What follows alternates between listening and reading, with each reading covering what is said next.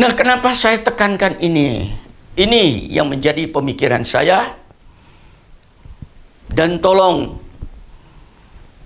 pemikiran ini saya sampaikan lewat video secara terbuka ini diperhatikan oleh pemerintah secara benar. Supaya Anda tidak kedodoran di belakang hari. Karena masalah ini akan menjadi masalah serius. Yang pertama, terjadi konsekuensi sosial nanti. Karena gerakan-gerakan ini sudah merupakan gerakan masif dan ofensif semarak secara sosial. Dan karena mereka itu sudah ofensif, akhirnya mereka menjadi masyarakat yang eksklusif, tertutup, dan akan menolak kemajemukan. Di luar daripada kelompoknya, dianggap mereka itu tidak mengikuti sunnah Rasul, dan mereka sudah menentang firman-Nya Allah. Sampai ke sana nanti.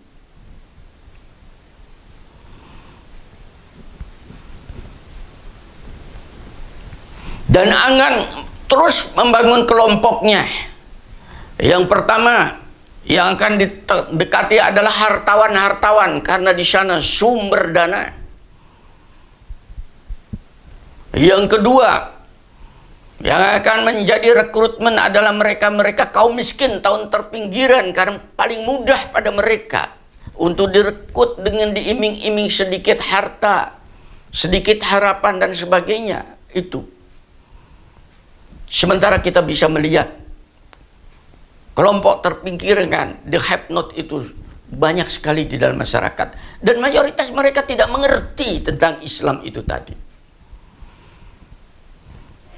Dan mereka akan digiring ke suatu tempat, masjid-masjid tertentu yang sudah menjadi domainnya mereka. Kelompok-kelompok itu di situ akan dicekoi, disampaikan hadis-hadis yang tidak jelas rujukannya, atau pendapat-pendapat, dikata pendapat ulama-ulama yang tidak jelas dari mana asal-muasalnya itu. Dari waktu ke waktu, atau kalau tidak mereka akan mendatangi rumah ke rumah, membuat pengajian-pengajian di dalam kelompok itu. Akhirnya kalau sudah terjadi seperti itu, untuk merekrut keluarga dan sebagainya, mereka menganggapnya keluarganya yang tidak pakai cadar itu ingkar sunnah dan tidak mengikuti, dan itu haram. Dan apabila mereka mendekati yang keluarganya yang tidak menggunakan cadar dan sebagainya, walaupun itu kakak beradik, saya ngomong ini karena saya punya buktinya. Maka suaminya adiknya atau suaminya kakaknya itu tadi dianggap itu bukan muhrimnya, sehingga tidak boleh berbicara dengan mereka. Lah, ini kan suatu penyesatan yang kedua. Suaminya kakak atau suaminya adik itu menjadi muhrim. Mas, Mbak, muhrim itu ada dua. Muhrim karena darah, yang tadi disebutkan di dalam surat An-Nur, orang tuanya, saudaranya, dan seterusnya. Yang kedua, muhrim karena ikatan perkawinan. Dikatakan muhrim itu haram, karena tidak boleh seorang laki-laki mengawini kakak beradik. Itu masalahnya di situ, haram. Sehingga dengan demikian, kalau dia menjadi saudara ipar atas perkawinan, dia menjadi muhrim. Kesana-sana ini masalah sosialnya jadi rusak di dalam keluarga. Saya ngomong karena sudah terjadi seperti itu. Dari waktu ke waktu akhirnya dicekoi. Nah, nanti kalau keluarganya yang tadi tidak bercadar, tidak mau mendekat kepada mereka, dianggapnya katanya memutus silaturahim. Ini kan lebih konyol lagi. Padahal bukan yang tidak bercadar, yang bercadar itu yang memutus silaturahim terhadap kemajemukan orang lain, karena mereka sudah terdoktrin oleh sebuah fatwa yang tidak jelas asal muasalnya.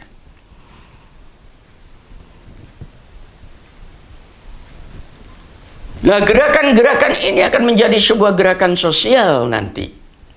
Kalau sekarang mungkin ribuan, belum apa-apa. Tapi tolong Mas, kalau gerakan ini sudah menyampai jutaan orang, saya tidak meneruskan. Mudah-mudahan tidak terjadi. Karena saya katakan begini, karena ini bukan ajaran Islam, tapi ini sebuah paham entah dari mana. Kalau di Timur Tengah orang bercadar, bukan burqah, bercadar, Saudi Arabia dan sebagainya, bukan hanya perempuan yang bercadar, laki-laki bercadar, karena untuk melindungi wajah dari angin sambung, dari panasnya pantulan sinar matahari, dari angin padang pasir dan sebagainya, dan dari dingin di waktu musim dingin supaya hangat. Tapi kalau ini kemudian diadopsi menjadi sebuah paham kewajiban di dalam agama, itu artinya Islam telah dinodai oleh sebuah kebiasaan bangsa Arab itu tadi. Tidak ada ajaran Islam seperti itu. Dan ini sudah terjadi, Anda bisa melihat, menjadi gerakan politik namanya. Akhirnya menjadi gerakan politik. Kalau sudah menjadi gerakan politik, akhirnya akan menjadi hukum positif. Dan ini sudah terjadi di Afghanistan. Wanita-wanita yang tidak pakai burqa karena hukum positif cambuk. Dan Anda bisa melihat di ISIS, di Irak, gerakan politik seperti itu. Dan Anda bisa di Nigeria, itu yang dinamakan Boko Haram, terjadi konflik politik, ribuan orang mati, anak-anak, perempuan dan sebagainya. Sudah membabi buta. Dimulai dari gerakan-gerakan yang tidak jelas seperti ini tadi.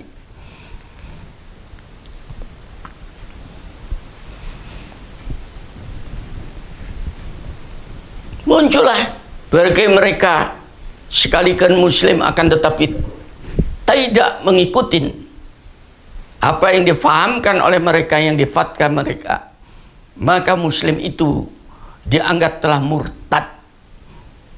Ini yang saya takut di situ. Bagaimana seandainya itu terjadi di Republik ini? Dan untuk mencapai keannya dikawal terus. Mereka yang sudah masuk kelompoknya akan dimonitoring dan dikawal. Tidak bisa lepas.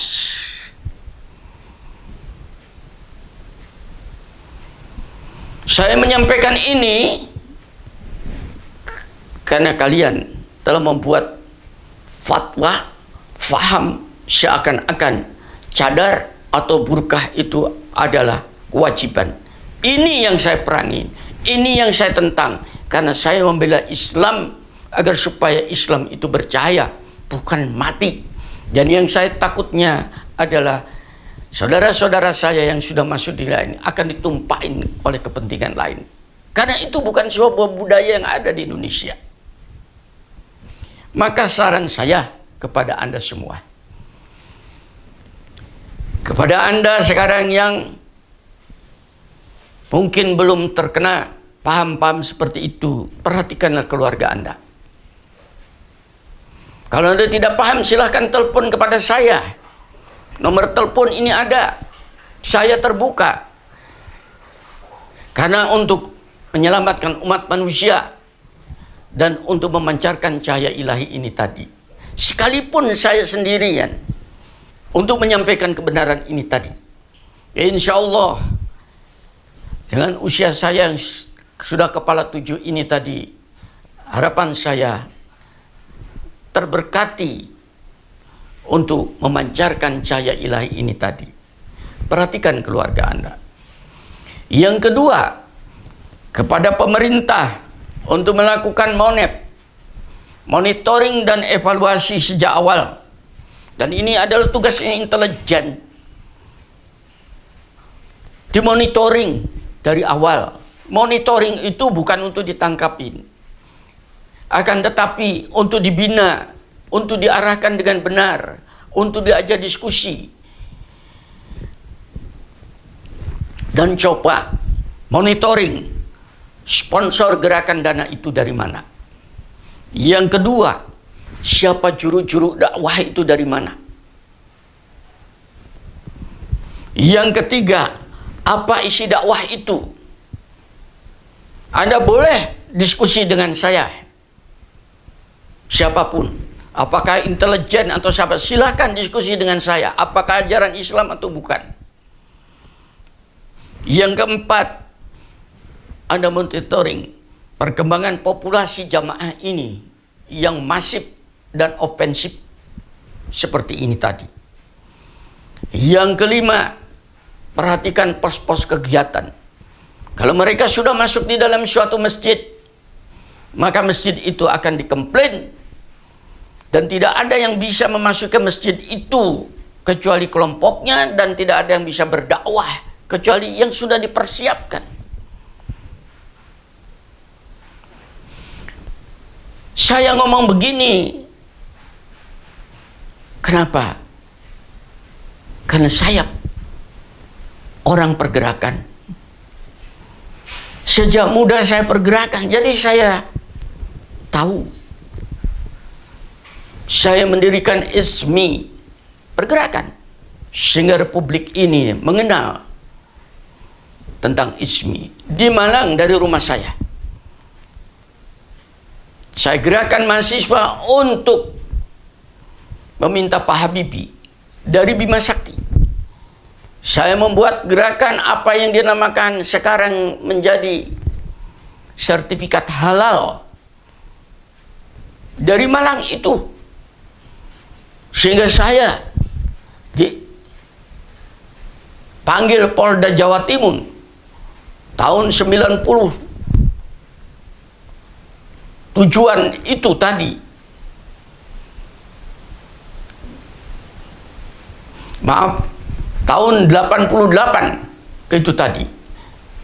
Karena yang saya ceramah di Masjid Al-Falah Surabaya, kemudian ditangkap oleh wartawan, di blow up oleh wartawan, sehingga saya dipanggil oleh Polda. Tanya ke Polda Jawa Timur, insya Allah dokumen saya ada.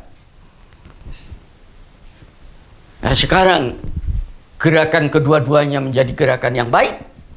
Satu, ISMI, gerakan intelektual yang sekarang tentang masalah makanan yang halalan thayyibah itu menjadi komplain oleh majelis ulama, menjadi stempel, dan sekarang mendunia. Anda datang ke negeri-negeri lain. Saya datang ke Thailand dengan istri saya, begitu mau masuk restoran dicegah di dalam ini no haram and no halal, no halal. Dia orang Thailand mengatakan kepada saya no halal, ada babinya. Sudah menjadi gerakan internasional. Itu gerakan saya. Sekarang saya menyampaikan tauziah saya sudah ratusan ini tadi. Gerakan saya untuk masa depan, karena saya harus kembali kepada ilahi.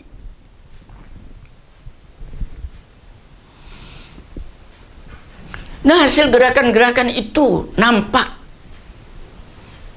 lewat video-video saya lewat YouTube. Anda pelajarin itu tadi, agar supaya Anda berislam dengan benar, cerdas dan produktif.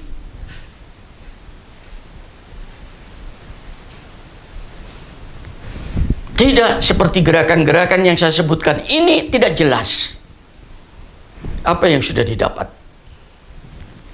kecuali menjadi kelompok yang eksklusif dan mengharamkan seluruh sesuatu kecuali mengikuti fatwanya. Kalau itu di dalam masalah peribadatan, misalnya tidak menyekutukan Allah ke kuburan-kuburan, saya oke. Itu benar. Tapi kalau ini sudah menyangkut masalah-masalah yang sifatnya di luar daripada ajaran-ajaran yang ada di dalam Quran, itu berbahaya.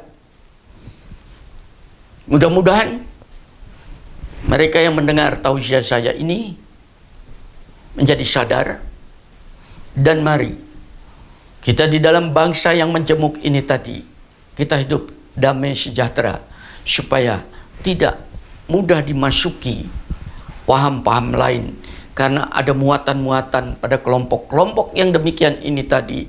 Khawatir saya katakan khawatir, mudah-mudahan tidak, tapi mewajibkan cadar dan burkah itu adalah haram, dan telah berbuat sebuah fatwa yang tidak ada dalam Quran dan tidak ada tuntunan kenabian. Mudah-mudahan apa yang saya sampaikan ini bermanfaat untuk umat manusia, untuk bangsa, untuk negara, untuk siapapun yang mendengar. Walhamdulillahirabbil alamin. Assalamualaikum